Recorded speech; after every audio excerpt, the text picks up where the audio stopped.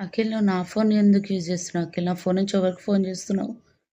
మా ఫ్రెండ్కి కాల్ చేస్తున్నా, డబ్బులు అడుగుతున్నా, కొంచెం అవసరం ఉంది. అందుకోసమే నేను నీ ఫోన్ నుంచి చేస్తున్నా. నా ఫోన్ నుంచి చేస్తే లిఫ్ట్ చేస్తాడని నీ ఫోన్ నుంచి చేస్తున్నా. ఆయన నువ్వు ఏంటి అఖిల్? నీకేమైనా సాయం కావాలంటే నువ్వు ఏసైని అడగాలి కానీ నువ్వు ఫ్రెండ్స్ని అడగడం ఏంటి అఖిల్? దేవుని వాక్యం ఏమని సెలవిస్తుంది? కీర్తనలు 55వ అధ్యాయం 22వ వచనము, నీ భారము యెహోవా మీద మోపుము, ఆయన నిన్ను ఆదుకొనును అని.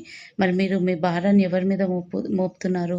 మీరు ఏసై మీద మీ భారాన్ని మీరు మోపినట్లయితే దేవుడు ఖచ్చితంగా మిమ్మల్ని ఆదుకుంటారు. మన వాక్యంలో చూసినట్లయితే మరి మోషే జీవితము మరి తన యొక్క నడిపింపు పైన తాను ఆధారపడలేదు, కానీ యేసే నడిపింపు పైన తాను ఆధారపడి ఉన్నారు కాబట్టి వారిని అద్భుతంగా నడిపించగలిగి ఉన్నారు. మరి దానియేలు జీవితంలో ఏం జరిగింది? మరి తాను సింహపు బోన్లో పడి ఉన్నప్పుడు మరి సింహాలు ఏ హాని కూడా చేయకుండా తను బయటికి ఏ విధంగా రాగలిగి ఉన్నాడు?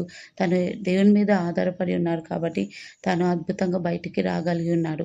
తన శక్తి మీద తాను ఆధారపడలేదు, కానీ యేసే శక్తి మీద తాను ఆధారపడి ఉన్నారు. మరి దావీదు జీవితం మనందరికీ తెలిసిందే.